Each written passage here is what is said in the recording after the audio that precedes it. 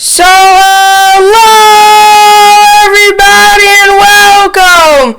Yes, welcome and welcome back here at BSN Network. Here today we welcome you back here at BSN Network. It is Tuesday, May 19th. Hopefully everybody had a good rest of their day yesterday and is having a good day so far today. We got a lot of sports to get to today. Packed Tuesday for sports today. We got Mahomes versus the Lamar Jackson. I'm going to be comparing them to. There was, I guess some people didn't, there's a thing that came out yesterday about the two, like who has the best offense in the league. And some people think it's the Ravens. Some people think it's the Chiefs. Some people have a couple, different responses and stuff. Some people think it is the Seahawks. There's a couple different responses. I'm not going to give you, because I think the Chiefs have the best offense in the NFL. Defense, on the other hand, not as much. But I think they have the best offense in the NFL. But I'm going to give you, there's been a lot of talk, who's better, Jackson or Mahomes? Jackson or Mahomes? Ravens are better offense because Jackson's better. Chiefs are better offense because Mahomes is better. I've even heard some people say, yes, Mahomes is better than Jackson, but overall the Ravens have a better D. So I'm going to give you who I think is better. I know who I'm going to pick. I think each of them have their own. Jackson's very good at running. Mahomes is very good at throwing. I know who I'm going to pick. I'm not going to tell you right now because it's going to go. We'll talk about it in a couple of seconds. Then we have Anthony Edwards and LaMelo Ball. Now, a report now has came out. The most recent mock drafts, Anthony Edwards is going number 1. Ball drops to about 3 or 4.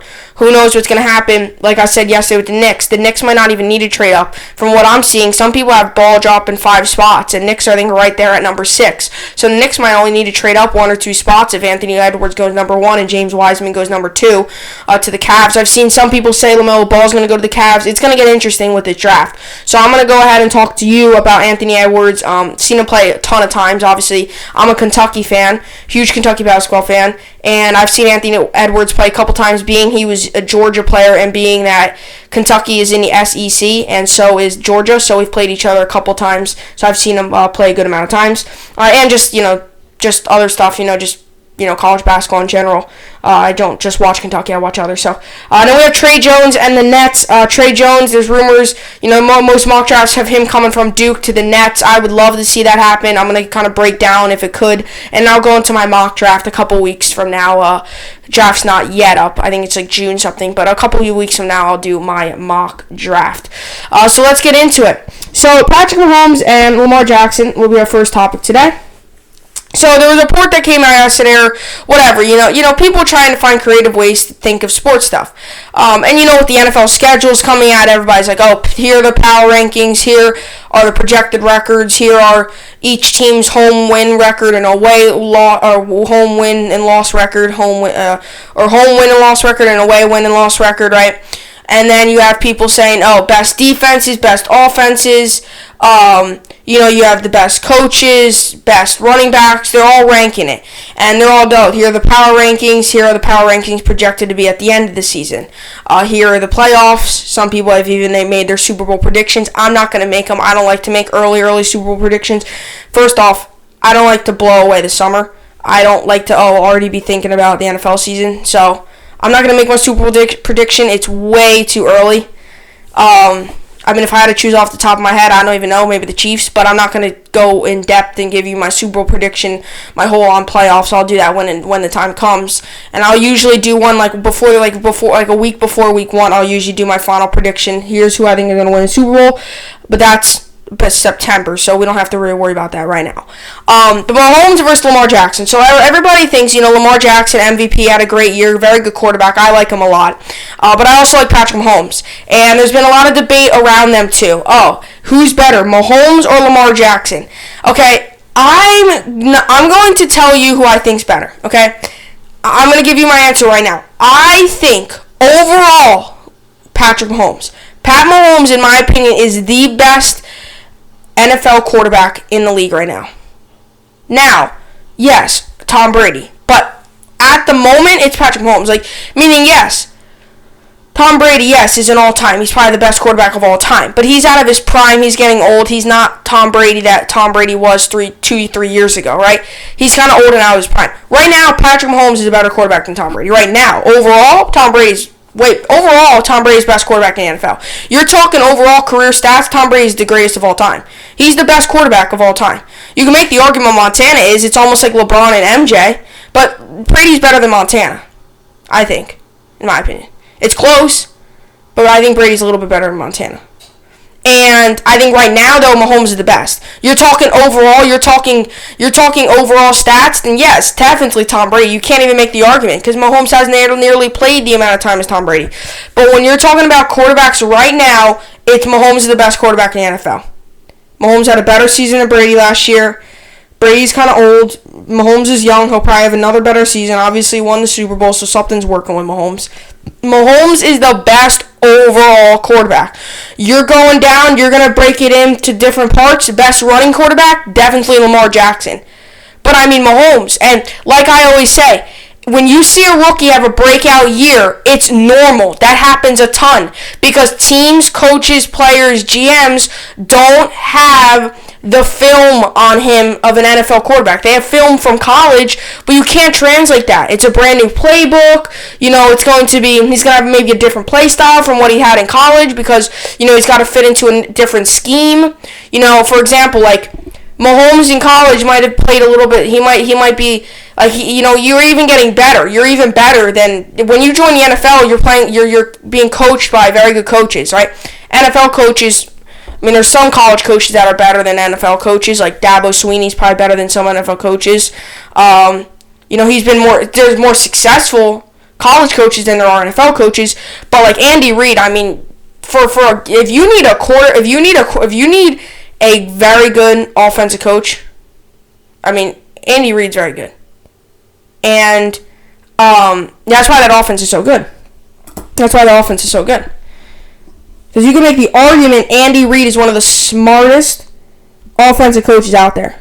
You really can. You can make the argument that Andy Reid, that's why their defense isn't great. Because they don't have a great defensive head coach. They don't have a great defensive coach. They don't have a head coach. They don't have a defensive head coach. They have an offensive-minded coach. I mean, if you look at some of his, if you look at some of his offensive, head coach, quarterbacks coach, assistant offensive line and tight ends coach, offensive assistant, offensive line coach, offensive line coach, all these offensive. He's an offensive-minded dude. And that's why Mahomes is so good, is because he's been taken, not that I'm saying Harbaugh's not good with Lamar Jackson, but Mahomes is so good because you can make the argument, Andy Reid's like Mike McCarthy. He can develop a quarterback very good. Mike McCarthy developed Aaron Rodgers. Andy Reid is developing Pat Mahomes. Andy Reid really helped out Alex Smith, and Alex Smith was probably the best with the Chiefs because Andy Reid, I really think, helped him. Even though Alex Smith kind of was in his I guess you can kind of say veteran years with him, and he was kind of already taught and stuff. Still, Andy Reid really helped him, and that's why I think you're talking. I think Mahomes is. I think you're talking running quarterback, Lamar Jackson. Lamar Jackson's the best running quarterback in the NFL. You're talking overall throw power, overall touchdowns, overall. Mahomes is the better. You can make the argument is the best player in the NFL right now. There's a couple players you can make the argument that are the best players in the NFL right now. There's a couple. Definitely a couple. You could say Michael Thomas. If Barkley's back on, he is the best running back in the league. You can probably make the argument he's the best player in the NFL. If he doesn't get injured and he's healthy, Saquon Barkley, you can make the argument he's the best player in the NFL. He's definitely the best running back, unless if Todd Gurley, for some reason, comes back to Todd Gurley like he was 2 years ago when he was probably the best running back in the NFL, right? Mahomes you can say he's the best NFL player. You could say that. There's Michael Thomas, Barkley when he's healthy. Let's just say if Le'Veon Bell comes back and he's back to the old Le'Veon Bell. There's a couple players out there. If Todd Gurley somehow comes back and back to the old Todd Gurley, there's a couple players out there that you can make the argument that are the best NFL players in the NFL. Aaron Donald, you could say he's the best defensive player. You could also say it about T.J. Watt. You could say that about plenty of players. But if we were to sit here right now and I'm going to tell you who's the best quarterback, it's Patrick Mahomes because he's the best overall quarterback. He's good. He's a pretty good runner. He's got a lot of throw power. He's pretty accurate. He could rack up yards. Let me read you a stat. 4,031 yards, 26 touchdowns, 5 interceptions, 76.3 QBR. That's second in the NFL. Now, let me tell you something. Okay? Like I said this before when I just started off my show. There's quarterbacks who I believe come onto their rookie year, okay? And they're insane because they don't have that much film on them. They're kind of new to the league. Nobody really knows what they're going to be like, and they're very good. And everybody's like, okay, that's, if you're gonna have some players who have average careers, you look back, usually their first year is their best career, usually. Because, especially rookies, because they don't know too much about you, especially the players drafted in the lower rounds. If they're going to have a breakout year, it's going to be in the first year because they don't really pay attention to the backups. I mean, they do, but they wouldn't imagine a guy drafted in the 250th pick in the draft be like this insane superstar. Not that Mahomes was, but I'm just saying, and that's the thing with Mahomes. That's what makes me that's what makes me really like him even more is the fact that he was very good in his first year, and last year he was still maintained the best quarterback in the NFL. Yeah, he didn't throw for 50 touchdowns, but he still had 26 touchdowns. That was still tied for 8th in the NFL. He still only threw 5 interceptions.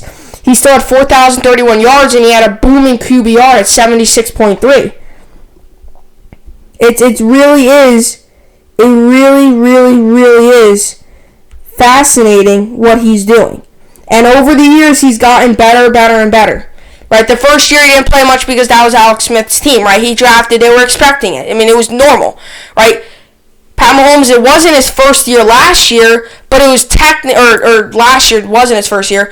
It was his, last year wasn't it? It was the year before that was technically his first year, right? He threw 50 touchdowns. It was technically his first year. Yeah, he played one game before that, had 22 completions, 35 attempts. Yeah, but you can't go off of that one season, that one game he played, right? You can't go off of that. You have to go off of the 2018 season.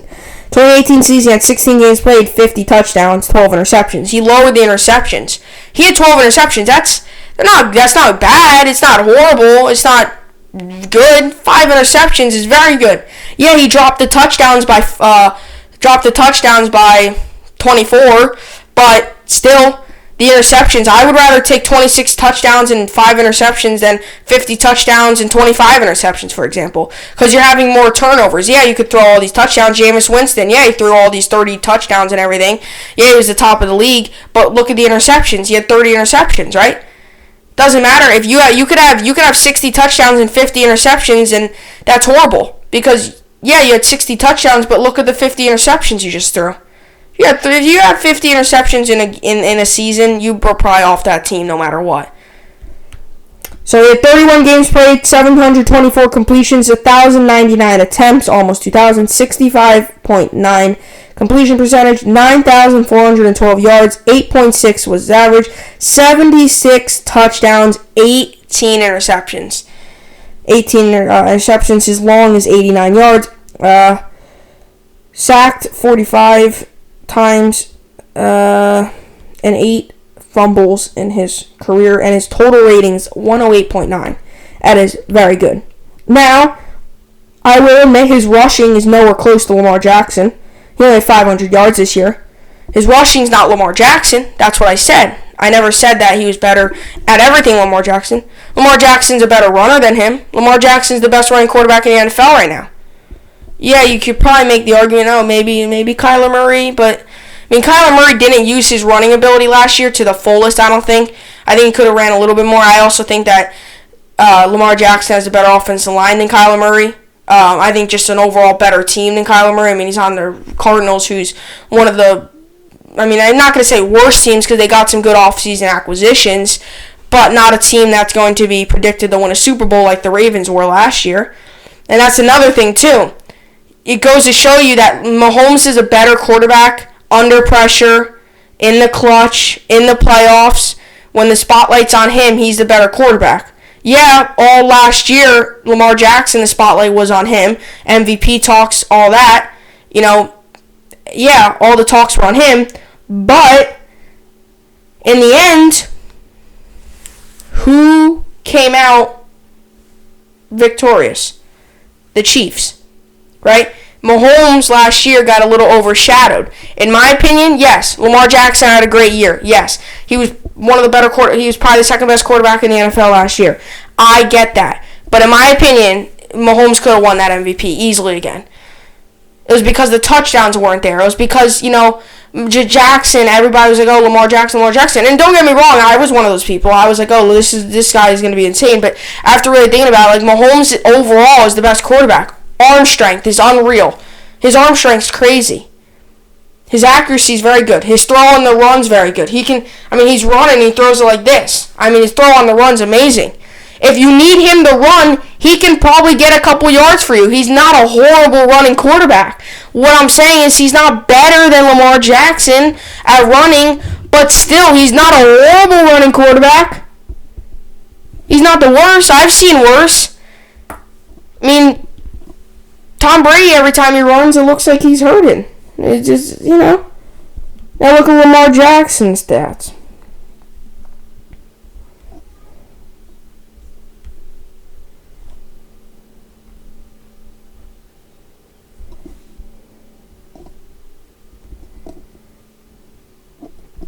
See Lamar Jackson's stats right here. Alright. So here we go. So he had 3,127 yards, right? That was less than Mahomes. Mahomes, I think, had 3,401. I think because he was 8th. He had 22nd in the NFL, right? 36 touchdowns. He does beat Mahomes on that one. 6 interceptions. Does not beat Mahomes. 81.8 QBR does beat Mahomes. But you really, really put it in depth here. You really, really, really want to put it in depth, and you really go under that lens. He's had 31 games played, 364 completions, 571 attempts, 63.7 completion percentage, 4,328 yards, 7.6 average, 42 touchdowns, 9 interceptions. Okay, so Mahomes has more touchdowns than him. He beats him total in touchdowns in 1 year. And you can't say, oh, well, Mahomes has played 3 years, Jackson has only played 2. Technically, Mahomes, this is his 3rd year, and so is Jackson's. You can't go off of that 17 season. You can't go off of that oh, he played 1 game and got 1 touchdown. Either way, even if he didn't get that 1 touchdown, he still have completely more than Lamar Jackson. 83 was his long, 39 sacks, and 2 fumbles. Okay? Rushing. Now, this, on the other hand, he's better than Mahomes rushing. You really can't say Mahomes. Mahomes is still a pretty good rusher, but Lamar Jackson's the best rushing quarterback in the NFL. 323 attempts, 1,901 yards. Last season, he had 1,206 yards. The player before that, who you could probably say is the best rushing quarterback one of the best rushing quarterbacks of all time, Michael Vick, he beat his record. Okay, and that's another reason why I think everybody was because he was breaking records. Michael Vick's a household name. A lot of people know Michael Vick. 5.9 was his average. That's very good. Rounded up to 6. That's about 6 yards every rush. And that's the type, though. That's what's good about Lamar Jackson because he fits into that offense, right? That offense is a very run-heavy offense, right? Very, very run-heavy. You look at it. You got Mark Ingram, a very good running back. He's a power back. You can get him up. He can get you 3 yards, or he can get you 15. He's a very good running back. Right? 12 touchdowns, 47 interceptions. 12 of his 36 touchdowns last year were running. Or 7 of his 36 were running last year. So, you subtract that, he only had about 29 total touchdowns last year. If it was never for his rushing ability, we'd only have 29 touchdowns. And then 5 in 2018, and he only had 6 touchdowns in 2018, so he'd only have 1 touchdown. I'm telling you, man, Lamar Jackson's very good, but if you take away the running ability from him, he's good, but I don't know if he's MVP good. And I don't know if he's going to be able to last as long as he can, because in this league, because the hits he's taking for a quarterback he's taking some harder hits than some running backs do. He's literally have 2 running backs, him and Mark Ingram. And like I said, I like Lamar Jackson a lot, but if you take away the running ability from him, is he really an MVP quarterback? Comment down below. Is he really? Think about it.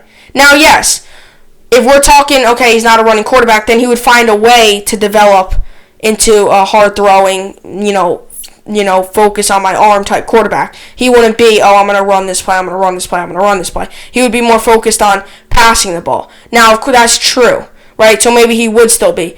But from what I've seen, running has really, really helped him out. And I like running quarterbacks a lot. That's why I like Lamar Jackson. I really do.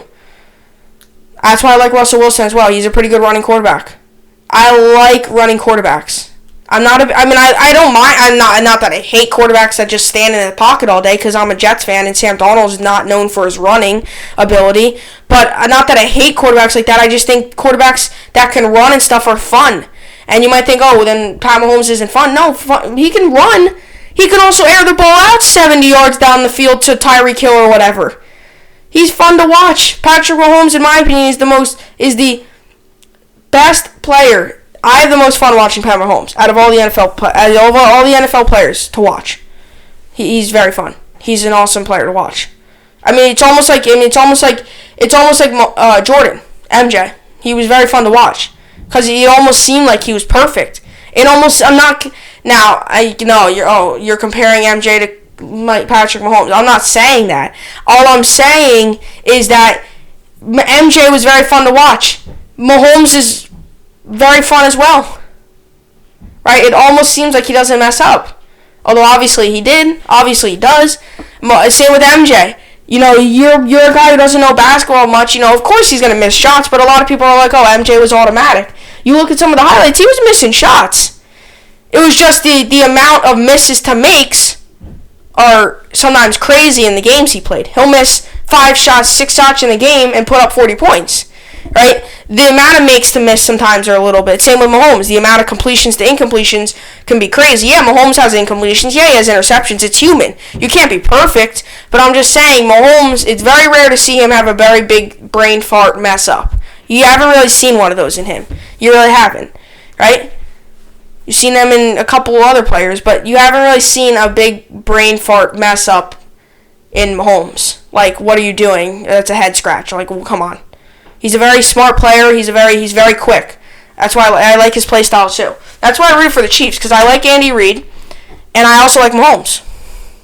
That's why I root for the Chiefs. And I thought all last year that the 49ers were a little overrated, in my opinion. I don't think they were amazing. I think they were overrated a little bit. I think they were very good.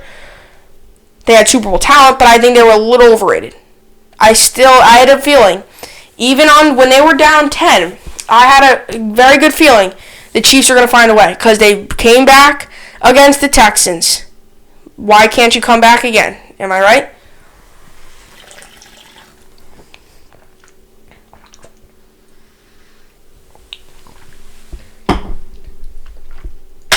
So that's what we got for Mahomes versus Lamar Jackson.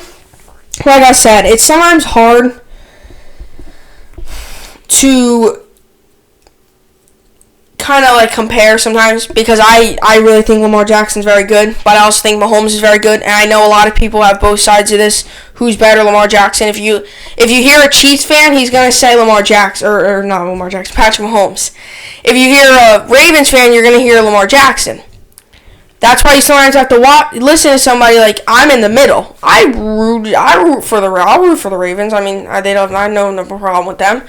If it was the Ravens and the 49ers in the Super Bowl, I'd probably root for the Ravens. Chiefs, 49ers, Super Bowl, I'd still root for the Chiefs. Obviously, I did root for the Chiefs. I would root for the Ravens. I have no problem with either of the teams. It's not like we're talking about Lamar Jackson on the Patriots and Mahomes on the Chiefs. Then I would try not to be as bad as I can, but I can't stand the Patriots. I have no hate for the Ravens. They haven't done much. Maybe I'm wrong. Maybe I'm missing something completely. Right? I like and dislike teams sometimes depending on what they've done to if they're in the division with the Jets. I don't like the AFC's teams. Right? I'm not supposed to like the New England Patriots. I'm not supposed to be like, oh, New England Patriots in the Super Bowl. I'm not. If the New England Patriots made that Super Bowl, I would have rooted for the 49ers, because I can't stand the New England Patriots. They're probably my least favorite team in the NFL.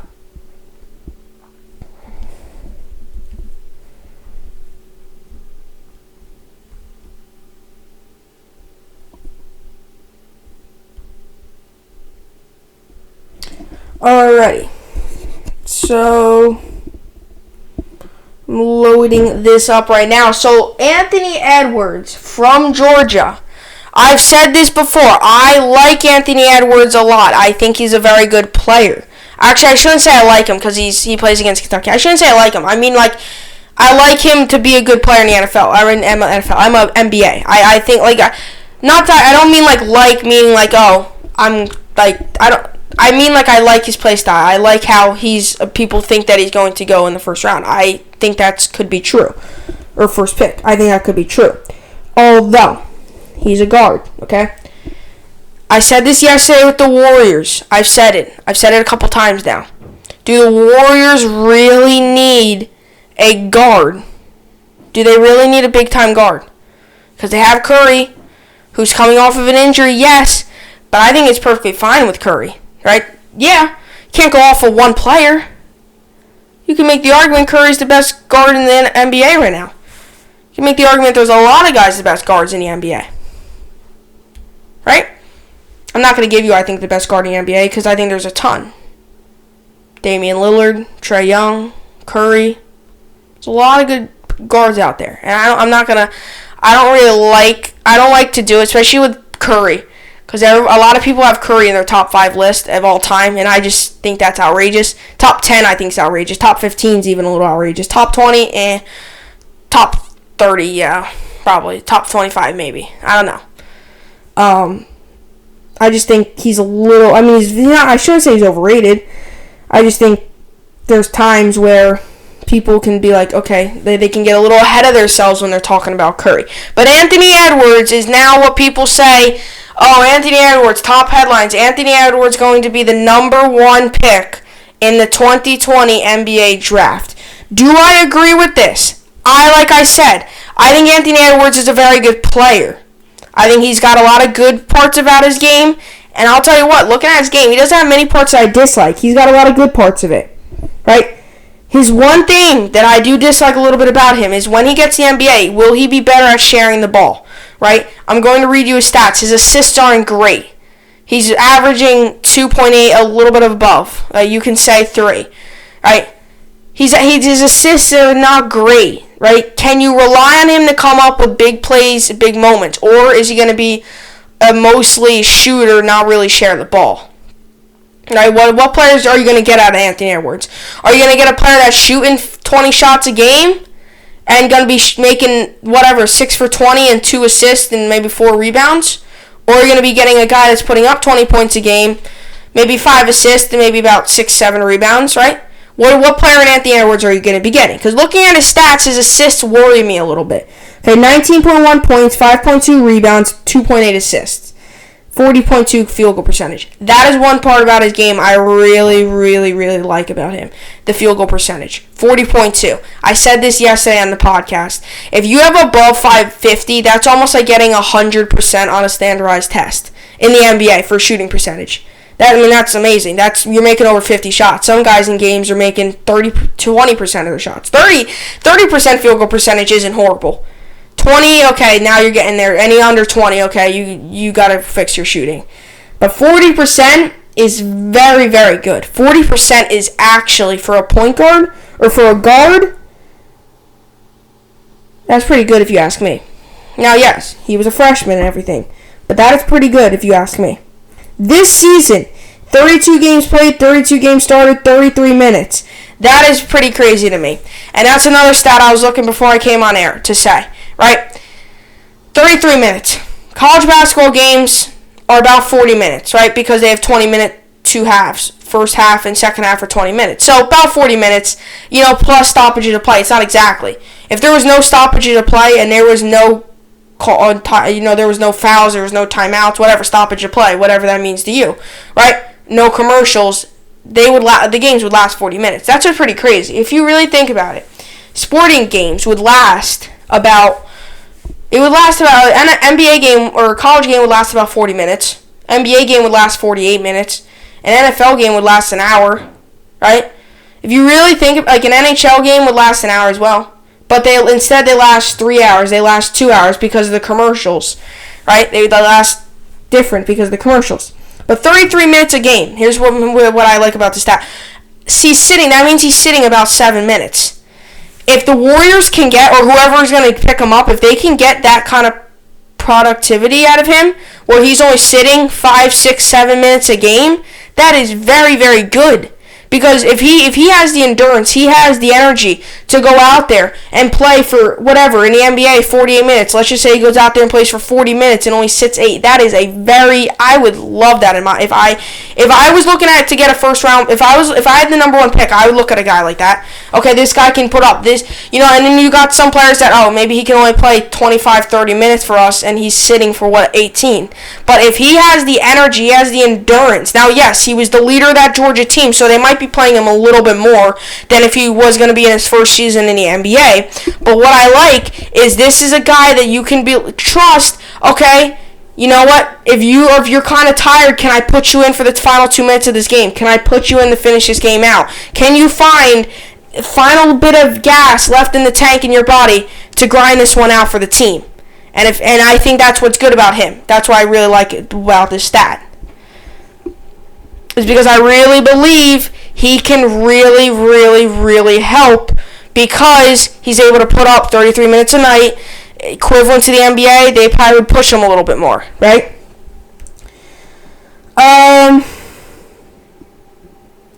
So his field goal, he took about 16 shots a game.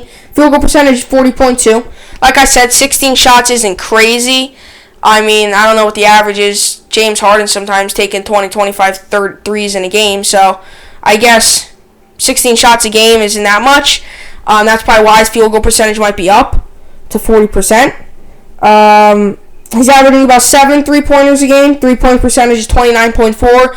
That is what I don't really like. Like I said, if I said below 30 is anywhere below 20, you got to fix your shooting. Below 30 is a little worrying.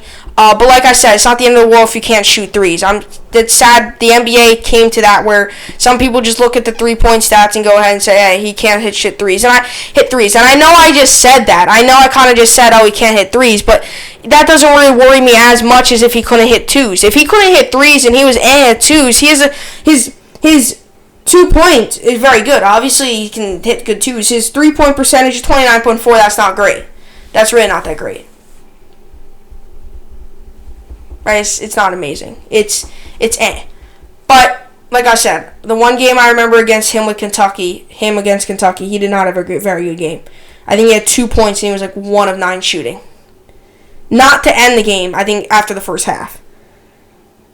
Free throw percentage 77.2. That's pretty good. Not amazing. Like I said, NBA good free throw percentage. The NBA is about 80%. NBA, they start talking, can this guy hit more free throws now if he's at 70 or something? That's one thing that I think has to build up a little bit more. Rebounds, 5.2. Assists, 2.8. Blocks, 0.6. Let me go by, and let me look at his, look at the overview, okay? Let's look at his game log. And there's some good games on here, but there's also some, this is why I'm a little bit worried. I shouldn't say I'm crazy worried. But I mean, for example, 40 minutes in his first 40 minutes. Okay, this was the SEC men's tournament against Ole Miss. Okay, they won 81-63. Okay, he had 40 minutes. He played the whole entire game. Okay, 2 of 13 field goals, 15.4 field goal percentage, 1 of 9 from 3, 11.1 3-point percentage, and he only had 2 points. 6 points. 6 points. Okay, 6 points. There's a couple games spread out through this list that all worry me a little bit. And LaMelo Ball, he was a little bit more consistent. But once again, I said this yesterday on the podcast, I believe college can be a little bit better than overseas basketball. That's why I'm a little worried about LaMelo Ball. Let's just say LaMelo Ball maybe he's not quite ready for the full competition yet, right? LSU, 37 minutes, 6 of 22 field goal, 27.3 field goal percentage. A 1 for 12 from 3-point, 8.3 3-point percentage. He's not a great 3-point shooter, okay? You can tell. 1 for 4, 3 of 6, okay? 4 of 11, 2 of 6, 3 of 10, 2 of 7, 0 of 7, 0 and 7, 0 and 6, 6 of 9, 6 of 9, 4 of 12, 3 of 12, 3 of 10. Here was the Kentucky game, okay? He only had 16 points in the Kentucky game. Okay, but what I want to make clear here is he went 1 for 3 from 3-point. But if I could only find his first half stats, or maybe it was this game. I think it was. No, they were away. It was away against Kentucky. It was this game. They were away against Kentucky. They ended up losing that game. In the first half, in my opinion, if I remember correctly, in the first half he was good. He was not good in the first half. He wasn't that good. He was struggling in the first half.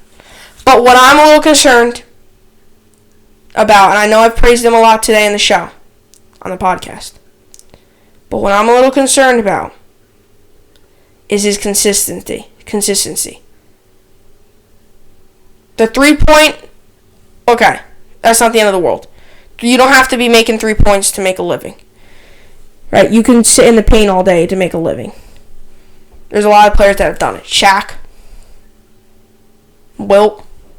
There's a lot of players that have done it sitting in the paint making a living. You can do it. You can. You don't need to be no star-studded 3-point. But how the NBA today is, guards are usually 3-point shooters. Right? There's a couple out there that are, you see rare. Like back then, you see more guards that probably can't shoot threes. For example, Isaiah Thomas, point guard. He was not a great 3-point shooter back then. But that's back then. You're talking nowadays, 2020, it's very hard to find a guard that really can't hit threes. Ben Simmons, maybe. I mean, he's not a guard, though, I don't think. But he can't hit threes. It's very rare to see a player, except a center. Because centers are normal. But even centers these days, you see some making threes. You definitely do. So I'm just a little worried. Here are my 2 things that I'm worried with. And I have a couple of things that I'm worried with LaMelo Ball, too. Here's what I'm going to tell you. Because I guess these are probably the 2 finalists for the first round, for the first pick of the draft. Okay? Consistency and 3-point for Anthony Edwards. Okay? Actually, I shouldn't say I'm worried about the 3-point because I don't really care. Consistency. And if we're talking about LaMelo Ball, will the competition be different from here, from out in Australia to in the NBA, right? What is what I'm trying to say? It's like, what will the competition be different? Will he be able to live up? Let's just say competition will be harder in the NBA, but will he be able to be better? Will he be able to be fine? Maybe not like most of the other players. Will he be fine not going to college, playing against very good competition, and being able to go play in the NBA? Will he be okay with that? Because obviously his brother Lonzo, like I said yesterday, he has not lived up to expectations. And if he has for you, then you set some pretty gosh darn low expectations for Lonzo Ball. Right? You're talking, some people thought he was going to be one of the better guards in the NBA. Right? You set some pretty low expectations for Lonzo Ball if he's lived up to expectations for you. That's what I got for Anthony Edwards and LaMelo Ball. 2 things for them. Okay? Consistency for Anthony Edwards. He'll go from a 30-point game to a 5-point game or a 6-point game shooting 15%. And is the talent going to be difficult for LaMelo Ball? Meaning if the Australia talent isn't like the NBA, will he be able to still be decent in the NBA? Or is he going to struggle because the talent was worse in Australia and he's not going to be able to live up to full expectations in the NBA? 2 things for each of them to think about. Okay? Now we move on to Trey Jones and the Brooklyn Nets. And the new revamped Brooklyn Nets. KD, Kyrie. I'm a Nets fan, by the way, if you did not know. I'm going to go pull up his stats. Yes, I am a Nets fan, and I've been a Nets fan my whole life. I have a Darren Williams jersey. I got that a pretty long time ago. So, I'm not a Nets fan ever since Kyrie and KD joined. I'm not a bandwagon with any of my sports team. I'm a Jets fan, okay? We haven't been good we haven't been good in a while. I'm a Jets fan. I'm a Rangers fan. We're going through a rebuild. I'm a Nets fan. We're coming out of a rebuild, I hope, at least. And I'm a Yankees fan. I'm not a bandwagon, though. It runs through. I'm a Yankees fan. All my teams stink except hopefully the Yankees are good this season. I don't know what's all going to happen with the MLB though.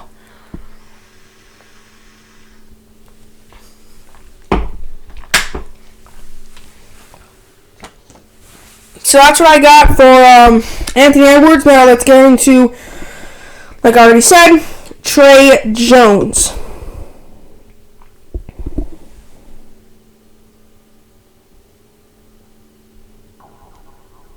Alrighty. So we got the stats for Trey Jones up here. So a lot of mock drafts have the Nets getting Trey Jones, guard out of Duke. I really like Trey Jones. And like I said the other day with the underrated MLB players, I think I talked about a week or two ago on the podcast, if you want to check that out for some odd reason. Like I said, I like sometimes to look at the players that aren't always at the top, but are somewhere in the middle to maybe the low, what I like to call the underrated players, right? Trey Jones got overshadowed by R.J. Barrett and Zion Williamson in his first season at Duke. I don't really think you can make an argument, oh, no, it was just that he wasn't that good. He had a good season. It was just because Zion Williamson, the number 1 pick, and R.J. Barrett, the number 3 pick, were both on that team, and everybody was talking about him. Everybody. The lights were on Zion. The brightest lights were on Zion. The bright lights still were on RJ. And kind of the dark lights were on Trey Jones, because nobody really talked about Trey Jones. Right? The brightest lights were on Zion. The second brightest lights were on RJ, because I think a lot more talk was around Zion than RJ. Although, in the end, RJ's going to a bigger city than Zion. RJ's going to... isn't obviously the New York Knicks, got drafted by the Knicks. Zion's going to New Orleans. You're talking bigger city, bigger media, more popular city than RJ's maybe the more popular. I think Zion's more popular, but still. Trey Jones got really like, everybody was kind of like, oh, Zion and R.J. Barrett, And you know what made it worse, too?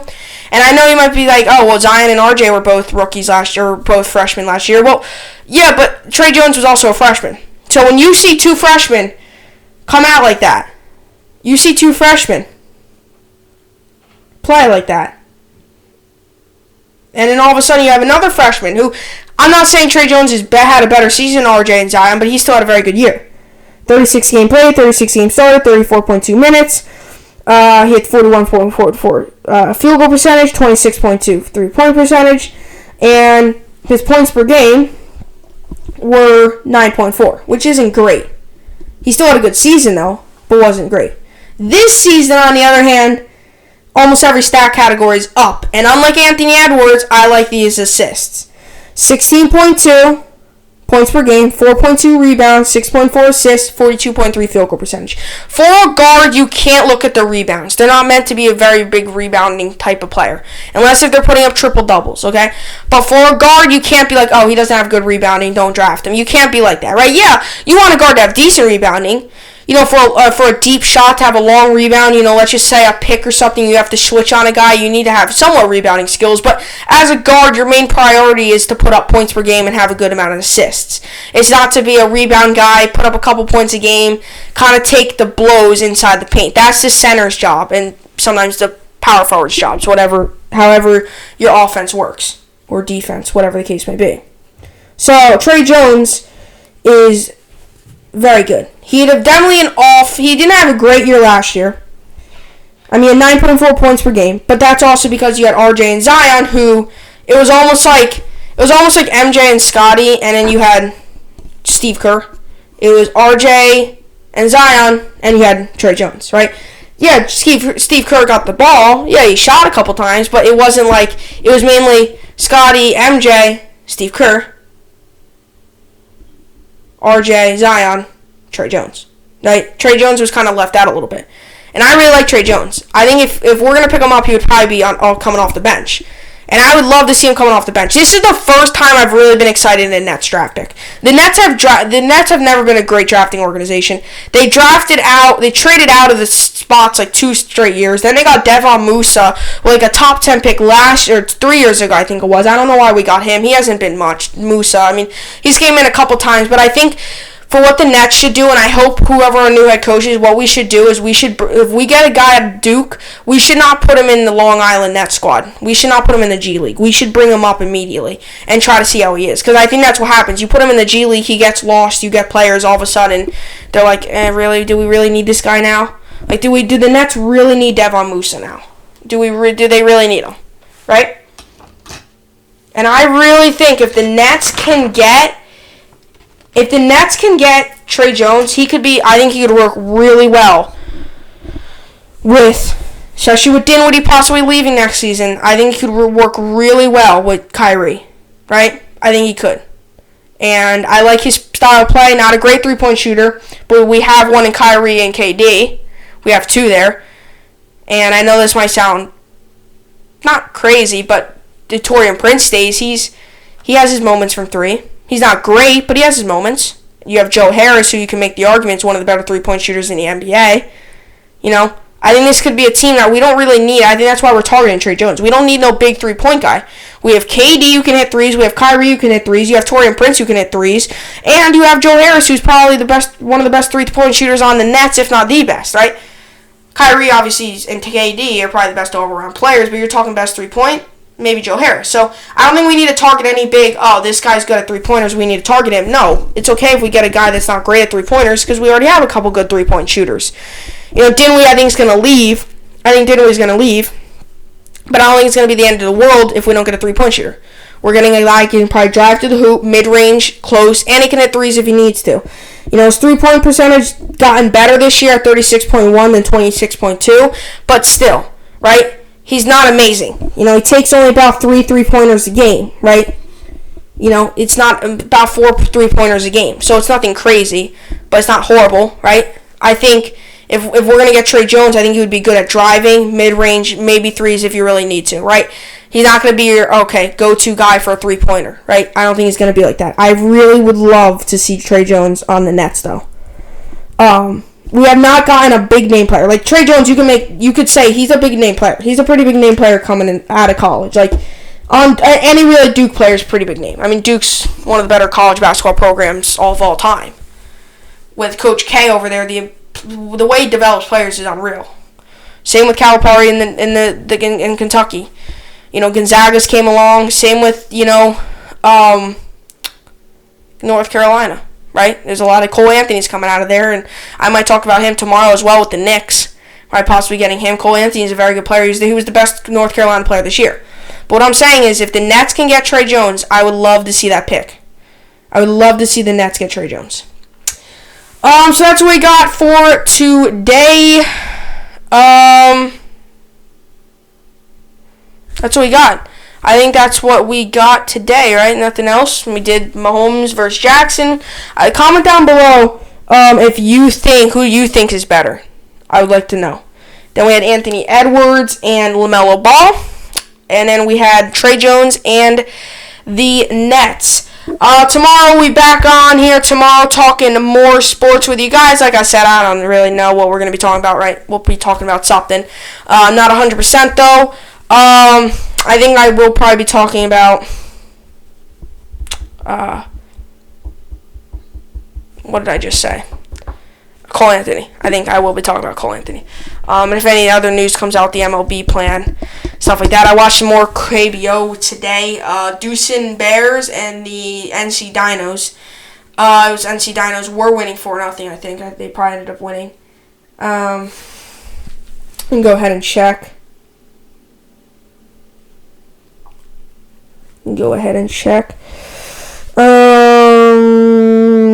I'll be back at it tomorrow with another podcast. Let me see. It's because that's going to bother me. Yeah, NC won 5-4. Ooh, it got close. Okay. Yeah. I forgot who won. It was NC. I knew who NC won. I just forgot the score. Yeah,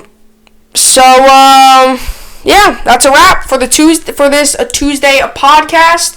I'll be back here tomorrow. Hope you enjoyed it, and thanks for watching.